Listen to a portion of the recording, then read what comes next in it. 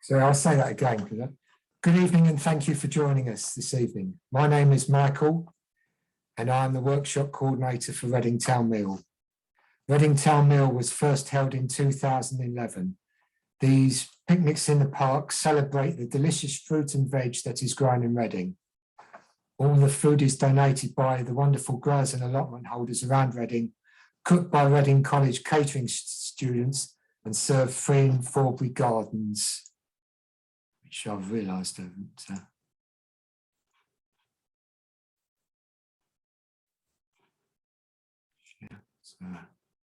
Which is this Saturday afternoon, as you can see on the screen there.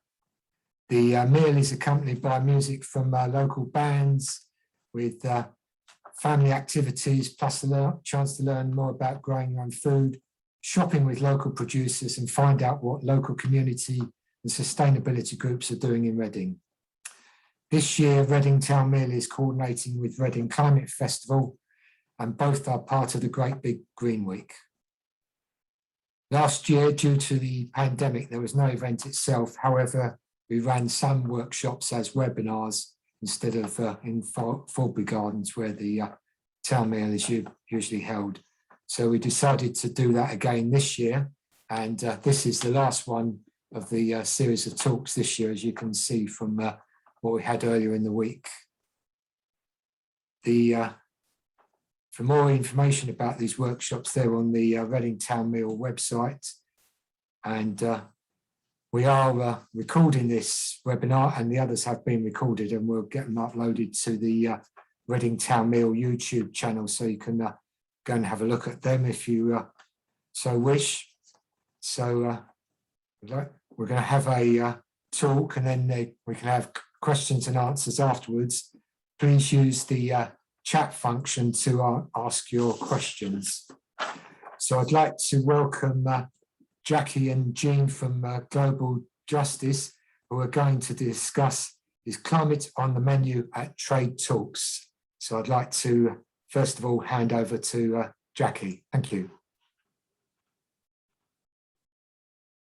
Thank you, Michael. So welcome to everybody to this meeting, especially warm welcome to Jean Blaylock, who's come to talk to us tonight on Is Climate on the Menu at Trade Talks. So the event has been organised by Global Justice Reading, and RISC. Global Justice Reading is our local branch of Global Justice Now. We work as part of a global movement to challenge political and economic power in order to create a more just and equal world. RISC is Reading's Development Education Centre, and it works to raise the profile of international issues, and it promotes action for sustainable development, equality and social justice. I hope that Jean's talk is going to inspire us all to take action. We'll be campaigning on this subject on Saturday at Reading Town Meal, and I am looking for more helpers if you can come and help us on the stall. If you'd like to help on Saturday, or if you'd like to keep up to date with events that Global Justice Reading is organising, I'll put my email address and the address of a Google form in the chat box. You can contact me either way. So as Michael said, if you have any questions for Jean, do put them in the chat and she'll do her best to answer them for you.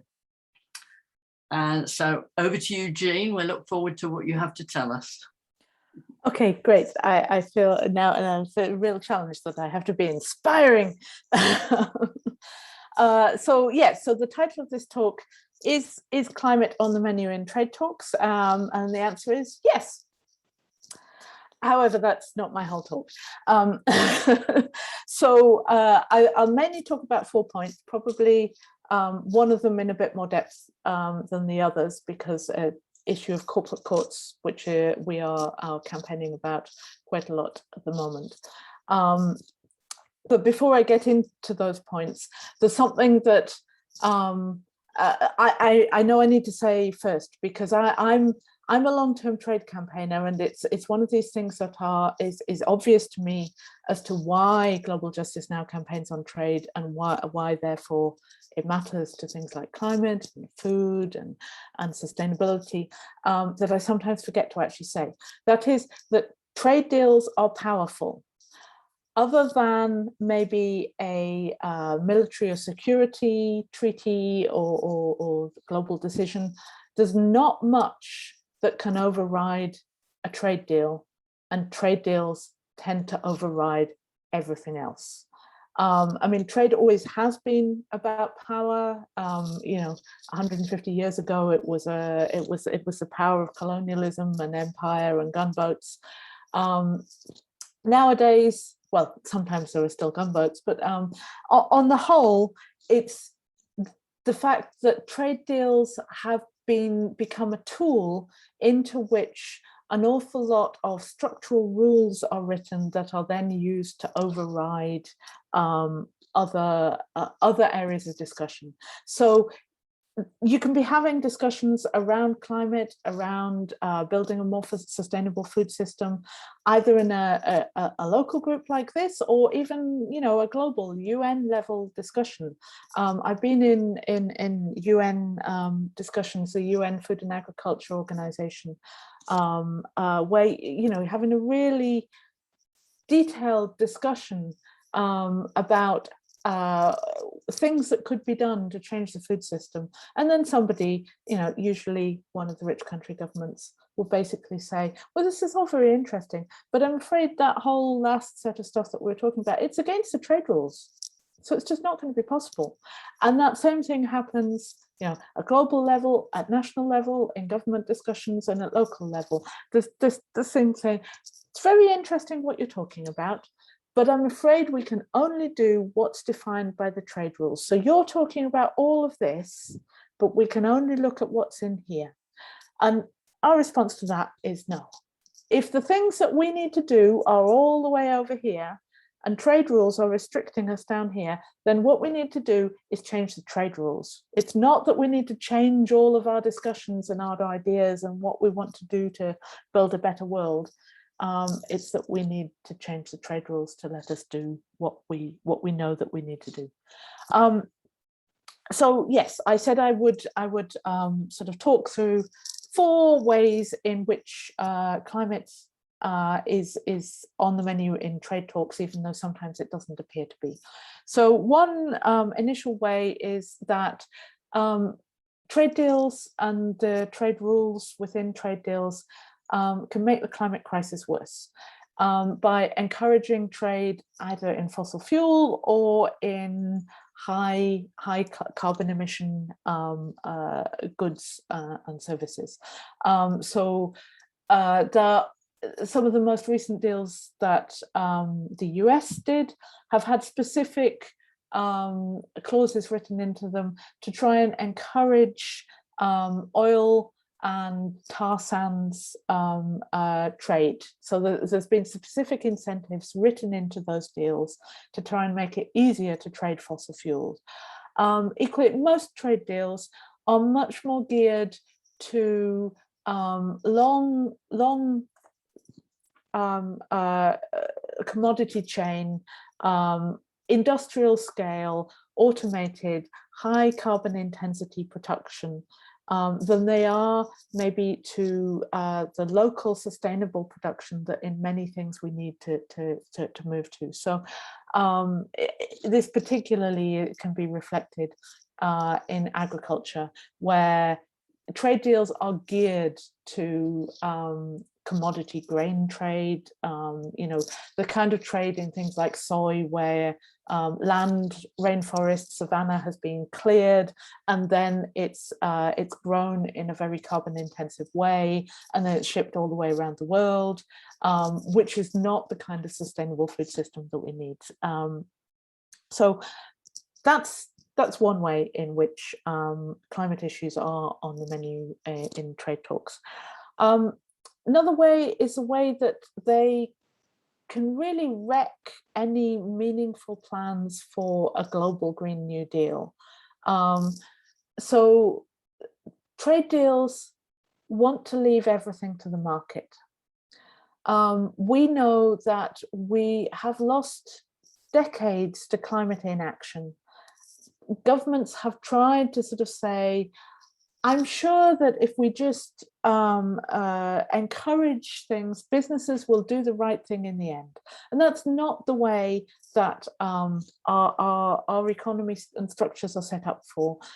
We know that if we actually want to step up a gear, if we want to transform our economy and society in the way that we will need to do to tackle the climate crisis, then we need binding regulation, we need industrial strategy, we need a strategic and targeted approach that enables us to do, for instance, a carbon energy transition in a way that still supports decent jobs. So doing it in a very deliberate way so that, for instance, areas that currently are dependent largely upon, for instance, oil and gas production, well, those areas don't just completely lose all of their jobs and people are thrown into poverty. We need an actual guided policy that can steer us in a just and equitable way through a climate transition. And that is anathema to the approach of trade deals. Trade deals are about deregulation. They're about saying that the bottom line is being the least burdensome necessary for business. They're about saying that the entire purpose of the trade deal is to open things up more to the market. And we know that's not what we need. We need to have the ability for governments to actually kickstart the green revolution that we will need, and to be able to steer and guide that in a just and equitable way. So that's the second way in which climate is on the menu in trade talks. Third way is enabling a stranglehold on climate innovation. This is something, this is my more techie point here. It's around the way that trade rules have been used to strengthen patents in particular. So this is something that my organization has been talking about a lot during the pandemic, to do with the patents around vaccines and medicines and treatments for COVID. But patents, well, a patent is a monopoly on an invention, and most societies have them. They make sense in a way, but not every society chose to have them on absolutely everything. And not every society chose to have them, for instance, the way that trade rules now impose them, which is to say they must be for a minimum of 20 years. And there are often attempts within trade rules to extend that time, to extend the monopoly. We know that to tackle the climate crisis, we need everybody across the world to be able to adopt the most cutting edge, fastest renewable technologies. And I don't necessarily, there are always issues with renewable technologies. When I say cutting edge, that doesn't mean that it has to be necessarily using up lots of rare minerals that in themselves can be destructive. But we need to make sure that the sustainable renewable technologies, the change in the things that we do, the things that have been, in the past week, insulation has never hit the headlines so much as with the protests that there have been around insulation. Insulation is also a kind of technology we need people to be able to adopt across the world. And trade rules on patents on climate act as a brake on that, because they say, you can't use this technology for 20 years unless you've got the money to pay us. And even so, we may not necessarily agree to license the technology to you. We have a stranglehold on that invention. And that's not what we need at the minute. We need to be able to offer those technologies to everybody that needs them, including people across the global south in countries who do not have lots of spare money to be paying businesses in the global north for the access to the kind of technology that we need to be able to effectively tackle the climate crisis. So that is a third way in which climate is on the menu in trade talks. The fourth thing that I want to talk about, and which I will talk about in a bit more detail, is something that we call corporate courts. Formally, it's known as Investor State Dispute Settlement, or ISDS. It's something that is written into trade deals, and it allows foreign corporations to sue governments outside of the national legal system over laws, policies, regulatory changes that they have a problem with. It's been used to challenge plain packaging on cigarettes. It's been used to challenge caps on water prices, that kind of thing. In explaining, it's something that's written into trade deals. That sounds a bit hard to grasp sometimes. So maybe let me tell you a couple of stories. So in Canada, about 20 years or so ago, there was a move to open up lots of fracking projects and plans along the St. Lawrence River. And there was a lot of community concern and protest about this. And over about 10 years, these protests built up. They had petitions, they held demonstrations, they had a mass sort of a walking protest where a group of people walked the entire length of the St. Lawrence River, holding protests in all of the places that they went through on the end in the process, and ended up with a big mass demonstration in Montreal. And at one point, I think there was a poll done that showed about 80% of people in the Quebec region, which is where the St. Lawrence River is, were opposed to fracking. They had concerns about, we need to be keeping fossil fuels in the grounds, as well as concerns about water quality and all of these kinds of things. And eventually the state government responded to all of this pressure by saying, okay, we will do a review. They commissioned a review. The review reported back saying, yes, we think it's an issue. We think maybe you should have a moratorium. And the government said, okay, we will introduce a moratorium while more studies are done. And a fracking company, which had got a license to explore, but not do anything more, sued the Canadian government in a corporate court for what it thought it could have made if it had been able to do this fracking. It was actually a Canadian-based company, but it had a subsidiary in the US, because these corporate courts can only be used by foreign companies. So it used its subsidiary to do this. It said one of the reasons it didn't just sue directly, for instance, in the national courts, is that according to the way the Canadian Constitution is framed, it's clear that the government has control of the ground, as it were. Whereas in a corporate court, you can get around the Canadian Constitution by suing outside of the national legal system. So when I used to talk about these corporate court cases, that was one case to do with climate that I used to talk about. And then there's another case to do with climate that turned up around a company called Rockhopper. It's a UK registered company. It's registered in Salisbury.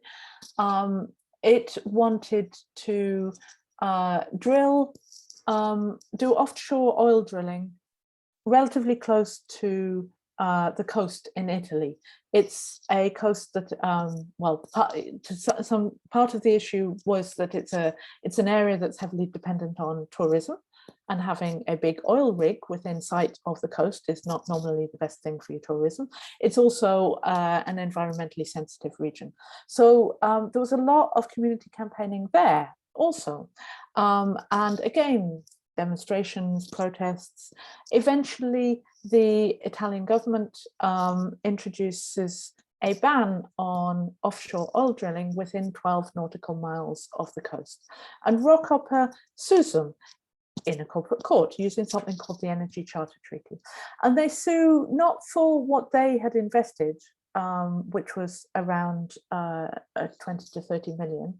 They sued for what they estimated to be the value of the oil in the field. If it had turned out that all of that oil was there, they had been able to extract all of it over the lifetime of the field. The oil price had held up for the whole of that time, and that's what they decided that they were suing for. So not what they had put in, but what that they reckoned they could, under ideal circumstances, have made over the lifetime of the field. So they're suing, sorry, the number, I think it's around 350 billion that Rockhopper are suing for. Verdict on that is expected anytime now, actually. And then started seeing stories about another case, this time in the Netherlands. So if you go back to 2015, 2015 is the year of the Paris Climate Conference. The Dutch government was signing the Paris Treaty, signing up to climate commitments, but at the same time, it had commissioned a new coal-fired power station, which was being opened by a company called Uniper. And the following year, another coal power station was opened by another company. Sorry, I've got that the wrong way around. First it was RWE, and then it is Uniper. So two new coal power stations. And climate campaigners at that point are feeling like the government is kind of going in the wrong direction. And they also had been protesting for, well, decades, just as climate campaigners in the UK have been protesting for decades. But in the face of where they felt the government was, an alliance of groups came together called Agenda, and they actually took the government to court themselves, but in the national courts. They sued the government, saying that if they were to be living up to the climate commitments that they had just been signing up to in the Paris Treaty, and if they were to deliver a sustainable future for younger generations and future generations in the Netherlands, then they needed to do more. And this case went through the courts, and the Supreme Court agreed with them. The Supreme Court said, yes, if the government is to live up to its commitments, it needs to do more. And so in 2018, the government said that it was going to introduce a law to phase out coal power in the Netherlands. It will be phased out by 2030. And they would start introducing that law in Parliament. And both RWE and Uniper immediately turned to corporate courts and started threatening to sue. And they were asking, the Dutch government was saying, we will compensate the owners of these power stations. And they were going to compensate within the millions, but these two companies, you know, that's not enough for them. They want billions. So they are using, again, they're using a corporate court deal called the Energy Charter Treaty, the same one that Rockhopper is also using. And they started threatening this as the law was being introduced in Parliament. And I mean, I would say that those threats were aimed at the government and also at the parliamentarians, the government to back down, the parliamentarians to maybe all go, oh, you know, this is not very business friendly, this is creating a worrying climate for investors, maybe we shouldn't do this. But in the end, Parliament did the right thing and Parliament passed the law. And so those two companies are now bringing that case. And there's a pattern in those stories that I'm telling, that you see this pattern of communities and civil society groups and the public generally taking action over something, protesting, demonstrating, initiating petitions, trying to propose things to their government, and eventually succeeding. There's a democratic victory that eventually happens, and corporate courts are then used by the corporations to slam down and do their best to reverse that victory, to minimize that victory, to at least make a payout from that victory. And I realized it's not just within each individual case, it's also this trend of the increasing number of these cases being used over climate action in itself reflects that same pattern. We've had decades of inaction over climate because of the action of climate campaigners across the world for so long. Governments are finally being pushed into taking some of the action that's needed. Things are beginning to change. That change threatens the status quo and the power and the profits of fossil fuel companies. And so they turn to this system that helps them to protect the status quo, helps them protect their power, and helps them protect their profits. And yeah, this has been that we've seen a couple more cases. Another fracking company, British company, Ascent Resources, is suing the Slovenian government for asking for an environmental impact assessment over its fracking plans. And most recently, just this summer, a company called TC Energy, Canadian company, is suing the US government for cancelling the tar sands pipeline, the Keystone tar sands pipeline, over which there were, again, many protests because it's a tar sands pipeline and because it was crossing Indigenous lands. It was one of the first things that Biden did literally on his first day in office, was to sign an executive order cancelling the license for that pipeline. And then along comes the corporate court case. So these fossil fuel companies, I mean, we managed to get some coverage of this at the weekend, and it's in the media. It was on Sky News sort of at the end of last week and over the weekend, and I was really encouraged by seeing, you know, the number of people everywhere sharing that story, and when they're sharing it, they really get it. These are the fossil fuel companies who are responsible for causing the climate crisis, and now they want paying.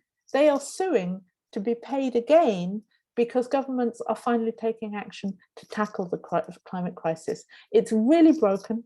It's really unjust. It's really unfair. It's, well, yes, it's outrageous, basically, and it shouldn't be possible. But that, in a way, one of the things some people sometimes, I'll talk about corporate courts and explain how they work. Yeah, as I said, they are written into trade deals. They allow corporations to challenge these things, which are then heard in a tribunal. Each one's an ad hoc tribunal that doesn't have to really follow national law or even international law. It only has to look at the investors' rights. It doesn't have to take into account wider sort of issues of the public interest or the reasons. Because with these climate cases, I'm fully expecting, as we've seen in other cases, corporate court cases sort of look at health concerns or human rights concerns and just sort of go, well, that's interesting, but it's not relevant to the issue of whether the investors' rights are affected. And I'm fully expecting that many of these cases will say, well, these climate concerns are interesting, but they're not relevant to whether the investors' interests were affected. And people say, okay, you've explained it, but how does this, how can this exist? Where did it come from? And I mean, I've only sort of been finding out in this last year. I hadn't realized that actually it was the fossil fuel companies and the bankers who wrote this system. They wrote the rules for this system back in the 1950s and the 1960s. The concern, that was the era in which many former colonies were becoming independent. They were securing control, their democratic control of their own resources, and they were saying dangerous things from the fossil fuel companies' point of view, like, now that we are independent, we own our own natural resources. And the fossil fuel companies are going, no, that's not the way the world works. We own your natural resources. We have owned them for the last 100 years. We've been extracting an awful lot of wealth from them. We can't be having this kind of thing being said. And a few white men in suits who were lawyers or bankers got together in a group. They called themselves the Society for the Protection of Foreign Investment, and they came up with a draft of a treaty, and they started shopping that around governments, and they never quite managed to get one global treaty, but it's their proposals, their draft, their rules that started being used by governments in an interlocking web of these trade and investment deals that we now see today. And so what the fossil fuel companies wrote back then 70 years ago, they are now turning to, again, now that their interests are being threatened, now not by anti-colonial independence struggles, now it's their interests are being threatened by the climate struggles, but the same system is the system that protects them. And I do see, because it's not just when the Netherlands is being threatened by these cases, these companies are being very public about it, and many of these cases can be very secret. And what they are aiming at, I believe, is a chilling effect. It's not just the Netherlands that they are threatening. They are threatening every other country across the world, including many countries in the global south who might be considering doing the same thing, saying, if you were thinking of phasing out coal power, maybe think again, because can you afford the legal fees and the years of time and the risk of losing in order to fight a case? And we cannot afford that kind of climate inaction.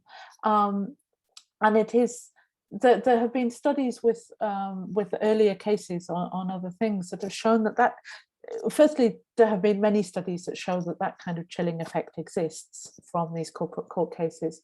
Most recently, there was one that I read that said that chilling effect lasts in rich countries for a short while, but in countries in the global south who know themselves to be much more at risk, who do not have the ability so much ability to fight these cases, that chilling effect can last for decades. So that is one of the real risks of these cases. It's not just that the companies are making a massive killing from these cases, but that they will actually sue governments into a state of paralysis at a time when we really need to be taking action. So that's the last of my 4 ways in which to talk about how trade deals are affecting climate. I should end having talked about, doom and gloom and awful things. What can we actually do about this? So I've mentioned several times the Energy Charter Treaty, which is being used for many of these cases. That's one particular trade deal it's only for the energy sector, but it includes around 50 countries. And of course, it's the energy sector that is particularly vital for climate. It's a treaty, it's an outdated treaty from 25 years ago. And there is a big campaign and a big push to try and get countries across Europe to exit that treaty, exit the Energy Charter Treaty. If all of the European countries pulled out, probably the whole treaty would collapse. There are countries that have said that they are considering this. Italy has already left. It would never admit that it's because of the Rockhopper case, but it got sued by Rockhopper and then it left. Other countries, France, Spain, Greece, Poland, Slovenia, the European Commission itself have all said that they will consider it. That doesn't necessarily mean they will, but with enough of a campaigning push, then maybe change is possible. At the moment, the UK is not one of those who is most open to leaving. But again, with enough pressure and enough of push, we're saying that countries should exit the ECT before the COP conference, and it is possible. It could change. We're also saying to the UK government to drop corporate courts in its other trade deals, in the UK-Canada trade deal. Don't join the Trans-Pacific Partnership, which already has it in. This would also help with the other issues that I was mentioning, because these corporate courts are one of the things that gives trade deals their teeth. So if we could take away the power of trade deals in that way, that would also make them less of a risk in the way that they undermine climate action and other things. In the longer term, we need to come up with a better way of doing trade deals. But that's a whole another hour's talk. So yes, I will not go into that, and I realize I have already talked for longer than I was intending to. So at that point, I will stop and see whether people have any questions. Thank you, Jim. Yes, we have got a few questions. I don't know if we start on the chat there.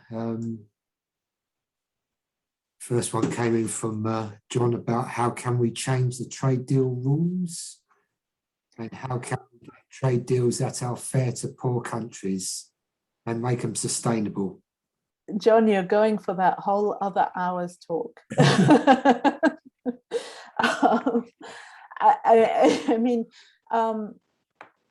the changes that there are, so what I'm saying about taking away the power of trade deals over other types of deals would be, and so one of those things would be to get rid of corporate courts. Another thing would be to write into the trade deals something explicit that would say, for instance, if there is a conflict between this trade deal and the Paris Climate Agreement, then the Paris Climate Agreement will override the trade deal. And actually, in a way, we saw these recent stories, or at least I did. Possibly you don't follow these stories about trade deals as closely as I do. The UK-Australia trade deal that's being negotiated at the minute, they were intending to put in an explicit reference to the Paris Climate Agreement and to the temperature goals of it. Now, I don't think that they were intending to write something as explicit as we would like about saying that this would trump the trade rules. But even writing that, I think they feared that that would open them up perhaps to some kind of legal challenge, in the same way as that agenda court case came, and it's too much. And so the UK government has dropped that, and well, both governments, the UK and the Australia government, have apparently dropped that from the deal. We would need to take out the things within the trade deals that say it's referred to as a necessity clause. And so when I was saying that trade deals will assess things as to whether they are least burdensome necessary for business, that's a necessity clause. We would need to take that out. We would need to be able to charge different tariffs according to, well, for instance, you would want to be able to distinguish between energy from renewable fuel and energy from fossil fuels. You would also maybe want to be able to distinguish between goods produced in a sustainable manner or goods produced according to an unsustainable process. But we would also just need to take a step back and a different approach that says, well, if we genuinely thought that our climate and sustainability and food sovereignty goals were as important as business profit, maybe we would just take an entirely different approach. Maybe we wouldn't just say the entire purpose of the trade deal is to open everything up to the market. Maybe we would say, here it's okay to have things more open to the market, and here we want some clear boundaries. We would need to do things in a more democratic way. in order to be able to have some of those debates. Where do we want the boundaries to lie? Yeah, sorry, I will, before I go off into a whole hour's talk, I'll not. And I see there is another question. John again, do you think it would be possible to build a requirement for a climate change risk assessment in future trade deals? It's yes, but what you need to go with it is that somebody actually pays attention to the risk assessment, and also who does the risk assessment and on what basis. Because it has been increasingly the trend, the EU has started doing this, to have sustainability and labour assessments done for its trade deals. They sometimes get done after the trade deal is done. They rarely actually influence the negotiations. There are issues with the people doing it being too close to the European Commission or to the government, so that they're not really independent in their assessment. And there are just issues about what they associate as possible in the first place, or what they think is just, well, this is just the way that business is, so it just has to be like that. But it is, I mean, it's one of the things that we and others ask for. It's just that I feel what you can't stop there. You can't just do because yeah, what they have become is that while the important people are focusing on the negotiating process, a few junior civil servants are told, oh, we need to get a risk assessment. Can you just get us something? And then they produce a document and it says risk assessment. And then everybody's like, excellent, right, we've done that. Keep going on the negotiations. And they don't even necessarily read the thing. Anyway, yes. And another one from John. Please, can you tell us how many corporate courts anti-climate change actions have been successful in favour of the suing corporations? Oh, so I mean, there are hundreds of these cases, and I don't know the exact number. Sorry. If you look at the statistics, so more sort of proportion-wise, if you look at the cases that actually go all the way to a final verdict, then I forget the exact statistic, but it may look sort of 60-40, like that the governments win. So that's still 40% of them, because I mean, in my view, none of these cases should be being brought in the first place, and 40% of them are being won by the government.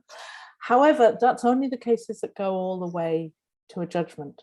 An awful lot of these cases are settled before it reaches a final judgment. And we usually do not know what that settlement is, but it is almost inevitably, effectively, a win for the corporation, because the government is usually either agreeing to pay something or agreeing to not do something that it was going to do, or in some way compromise its action in order to make the case go away.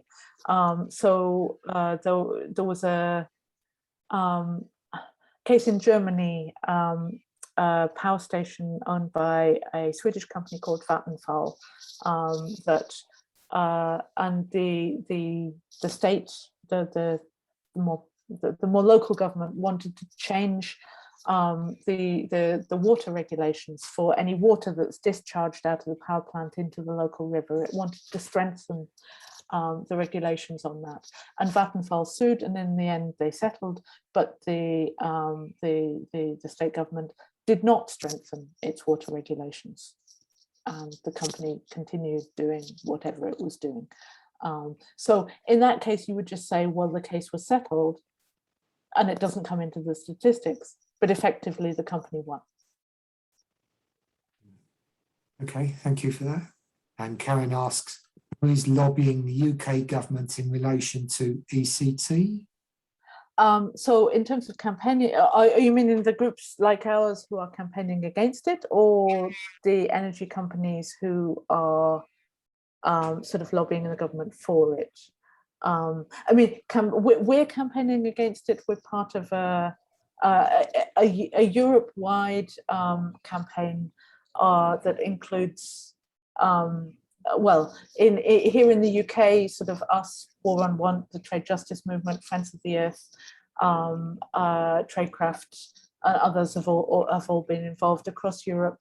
A big range of groups. There was a statement at the start of the summer that was signed on to by 400 different organizations across Europe, all joining in this call saying exit the ECT before the COP conference in Glasgow at the end of the year.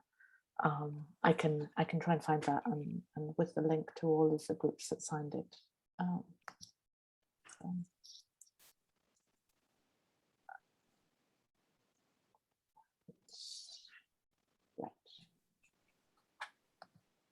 So perhaps while Jean's looking, I can just show you the postcards that we will be giving out on Saturday.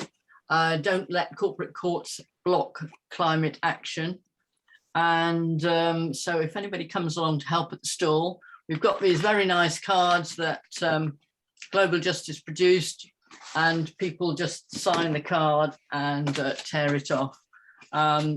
Some of us who know quite a bit about it will be there to help you, so don't worry if you don't know much about the subject. All your help would be very welcome. Sorry, I just put it in the chat, but I realized I only sent it to the other panelists now. Sorry, I put it now to everybody. So that's the statement that was signed by 400 organizations. And Peter has asked, do we know the opposition party's position on corporate courts, etc.?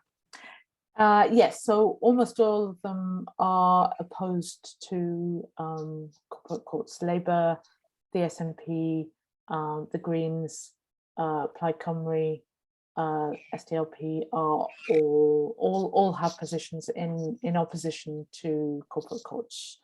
DUP does not. May not be surprised to know.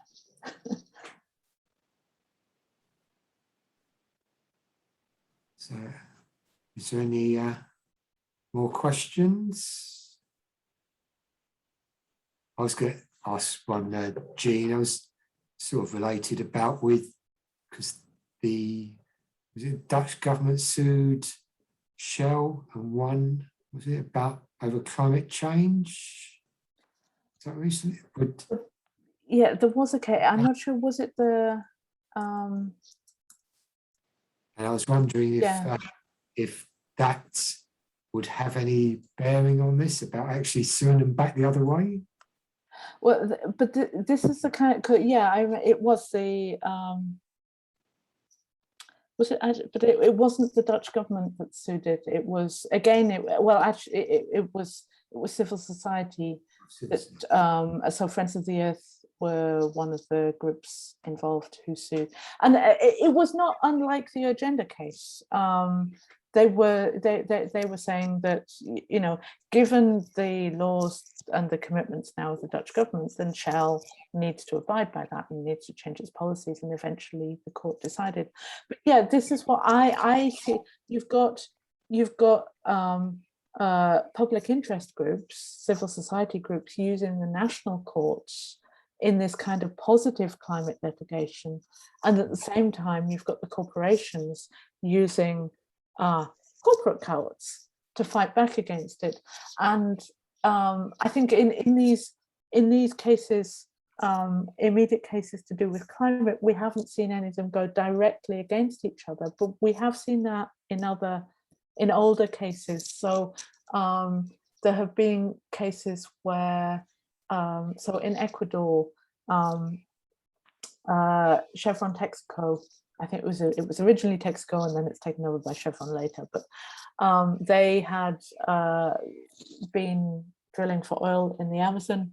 They caused a massive amount of pollution. This is a case that has dragged on over decades. They left without cleaning up the pollution.